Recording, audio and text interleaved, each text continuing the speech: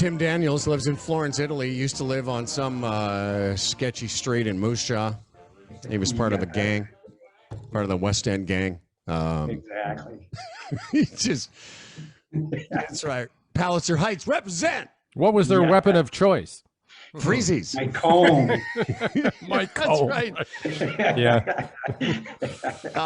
Here's the thing. When you live in the city of Moose Jaw, you know, there was like a couple little public schools, but I think Lindale was the country school. That's where all the farm kids came in, and they all got bussed in from the farm, and we thought we were better than them because we didn't live on stupid farms. Those were the days. That's right. I used to talking about cars, it's interesting because here in Florence, it's all about your bicycle because, you know, in the old center, there's no room for cars. And frankly, if you drive from, you know, A to B, which is 3 blocks away, you end up having to park 5 blocks away. So it makes no sense. Right. And so it's all about the bicycle you have. But I learned a trick after losing about 5 bikes here. At first, I would buy a really nice bike and an okay lock. And after 5 of them got stolen, really, I realized what the trick was. You buy a really shitty bike and a really good lock. Wow. And then nobody touches your bike anymore. So there you go. Boy, when I think of Florence, that's the trick. You know, Florence, couple of nights I spent there, you know, down by the river, those open air bars down by that. Oh, man. Very nice. Finally, they're back open. You know, are finally they were. Yes. We're, it's interesting you bring that up, Fred, because I know where Tim grew up. I know what that looks like, and you know where Tim lives now. Yes, and what that looks like. Timmy, is it weird? And you know, Tim and I'll talk once a week now, just shooting the shit about the old days. I never asked you this. Is it weird when you kind of walk out your door and you're like, oh, I'm in Florence, Italy now? Like this is just my life. You know, because through the day, my head is back in North America doing my business. And then I, you know, wrap up my business and I walk out my front door and I say, holy shit, where am I? Look at, there's the Duomo. There's the street where Leonardo had his first little apprentice shop. And so, you know, it's crazy. The building I'm in here was probably built 200 years before Canada was a country. You know, wow. It's incredible. Are there, just one quick one, yes. Are there any times when you do use a car, like weekends you go out in the country or? Yeah, exactly. That's exactly it. Through the week, you know, the car sits.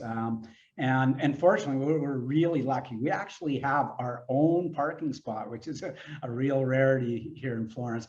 But yeah, so on the weekends, we'll pick up and head out into the Tuscan countryside and, you know, enjoy that. But through the week, I mean, I go weeks at a time where I never get in the car. It's a really different lifestyle. I know Fred was saying on one of the past shows that, you know, he threw on his, whatever it was, his Fitbit or whatever.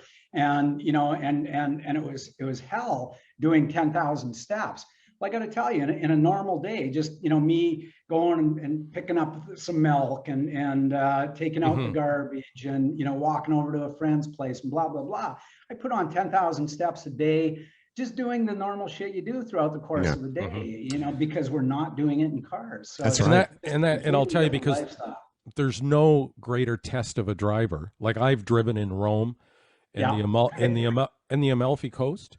Like when you're in one of those sort of roundabouts in downtown Rome driving, like as somebody from even Toronto, it's like, it's hair raising. Like it's horrible.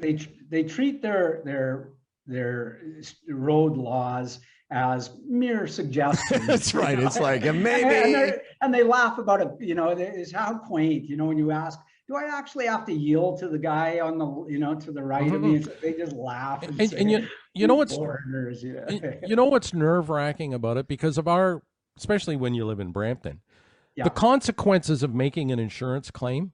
So when I'm driving in Rome and I'm one of those roundabout things and all these cars are buzzing by me, all that's in my head is, if I bang into somebody, what clusterfuck is this going to create? So what are the consequences there, though, guys? I haven't. Well, what I'm just saying, can you imagine what you may have to go through? That's what. Maybe it's not as bad as I think it is. I just don't want to go there. It's worse than you think. Trust me. Okay. So, and the older I get, it's like, I don't think I want to drive in Europe anymore. Yeah. I don't want to get on tour buses, but I'll have to figure something out. Well, wait a second, Tim. If I come to stay with you, which that's what we're getting. We're getting there. Will I have to have a car? Will I just get your chauffeur to drive me around? Yeah, I'll tell you what. Florence is really cool because it's so well centered, and you're literally, an hour and a half by train to Rome, an hour and a half by train to Venice, hour and a half to Milano, and so on. And so, and it's so much easier because, you get out on the highways and it's 3.5 hours versus a high-speed train, which are really efficient, really clean, and so on. So when you're going from city to city, you want to use the trains. And then when you get into these towns, you park your car and you don't see it for a week, if ever again, if it's still there when you show up again. That's right. But, just because you don't need it, because everything is in these old centers that's, all within a 10-minute walk. So it's really a waste of time, renting the cars when you get here. And for Howard, if you ever get the chance to go to Italy, and how do you say it? It's Cinque Terre? How is it pronounced, Tim? Cinque Terre. Okay, that was fantastic because when I drove there, the main town was great because you could park your car and then enjoy all 5 towns either by walking or by train. To me, right. I love that because the best part was parking the car, putting the key in a drawer, and not having to worry about it for the 5 or 6 days that I was there. Howard, you got to go there. It's amazing. It's okay, amazing. Tim. It's really cool. Okay, Timmy, we've only got a couple minutes left. The reason you're here, look at that sun. There it is. Here, have a quick look. I'm gonna put look at this. I'm still wearing the old beast. I got my message. UPS tomorrow. It's being delivered. Dude, they said that a week ago. So. Okay, so I've got one. Fred's got one. Mine's charging right now. Our other friend Tim Niblett, he's got his. He's having a little bit of tech difficulty, but I'm going to tell you, it took me about a day. I'm not going to lie. I'm 61 years old. I was kind of like playing around with it. My girlfriend Rachel was like, "Are you leaving the watch alone?" I go, "I can't because my blood pressure." And I got to tell you, Tim, I've been playing around with it for my steps. I had my second vaccine on Saturday, and sure enough, on Sunday, I started to feel warm. And I'm like, wait a second, checking my temperature. And to be honest with you, I thought, okay, I wanted to check how accurate it was. And so I went and got a thermometer, checked it against the watch. It's precise. So I could see on Sunday I was getting a little bit of a fever. Yeah. My point is, this thing, I haven't worn a watch in years, but I haven't taken it off now in 3 days. I freaking love this. Yeah. And just as we've been talking about, whether it's for checking out your blood pressure, your heart rate, or your steps, or any other things you want, your sleep patterns, it's great, man. Yeah. And very affordable. I don't think we've talked about it. It really isn't. It's in the same category as all these other ones. But I'll tell you, this health watch, this health gauge, it's amazing. Good. I'm glad you're enjoying it. And have you figured out how to use the apps on the phone yet? Or have you synced that up? Yeah, absolutely. Yes. Excellent. Howard has Google and I have Apple. Apple's, to be honest, a little more complicated, but I got through it. Yeah, it was fine. Another great feature too is I discovered when I was out for my walk on the weekend, I can control the music on my phone with the watch. So if I have Spotify playing deep in my pocket with my phone, I can stop and start it with the watch. Very cool. Very cool. Yeah. That is very cool. Can you show me how to do that? Because I didn't know how to. I couldn't figure that part out. I got to tell you though, it took. I would say I got it out of the box. We've synced it up with my phone, and I've been, just as Fred predicted. I'm checking my blood pressure.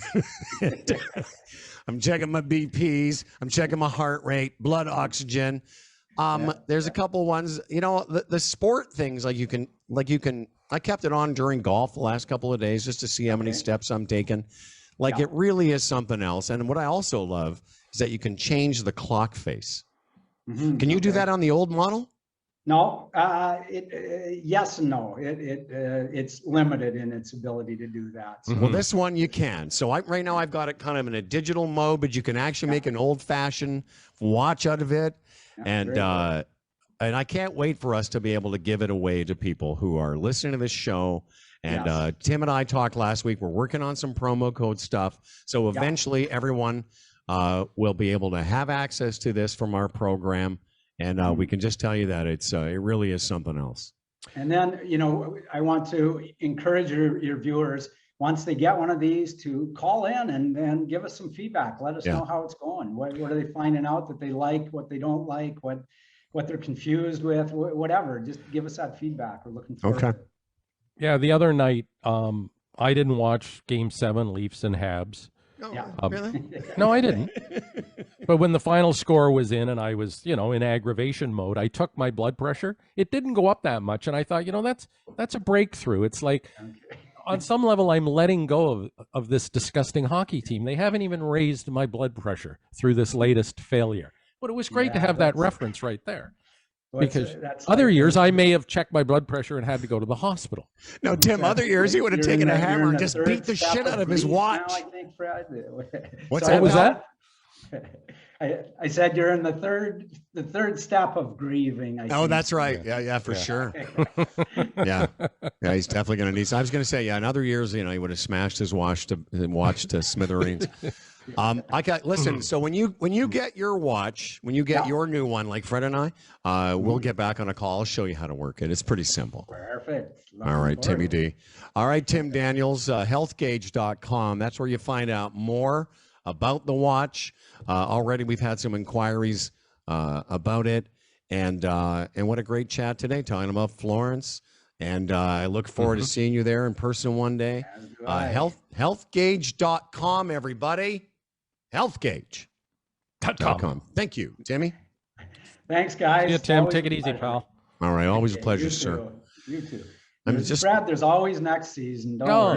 No. Always next season. No, they should shut the whole. I've told Fred this several times. They should just shut the whole fucking thing down. Just shut it down. Exactly. Yeah. I don't need a team here. Yeah, Tim. I don't know. I don't know. I grew up. Hey, I was going to ask you, what were you? Jean Beliveau. Are you a Habs fan? Habs, of course, big Habs fan. Yeah. Did you get to watch that the other night from Italy? We don't get. They call it ice hockey over. That tells you how much they know about hockey. So you were a Habs fan? Not. It's. It's funny because I was curious about that because Tim and I played in the same hockey team for a few years. The happiest I was as a kid is when I made a bantam team. They were the something Bruins because the Bruins were my favorite team. Yeah. But I'm curious because a lot of Saskatchewan people were not Habs fans or Maple Leaf fans. Yeah. And part of the reason is because that was, they were such homers on the broadcast. So I kind of grew up not liking either of those teams. But it's interesting that you were a Habs fan. Yeah. And in the good old days when they were winning all the cups, and that was about the last time. So it's kind of a good thing I'm over here, so I don't have to suffer through the painful seasons. That's right, because the Jets are going to crush them. Yeah, I believe it. All right, Tim. Thanks, pal. All right, Timmy. All right, guys. Pleasure as always. All right, man. We'll talk to you soon. Cheers. Thanks again. Watch is great. All the best. Healthgauge.com. That's Tim Daniels.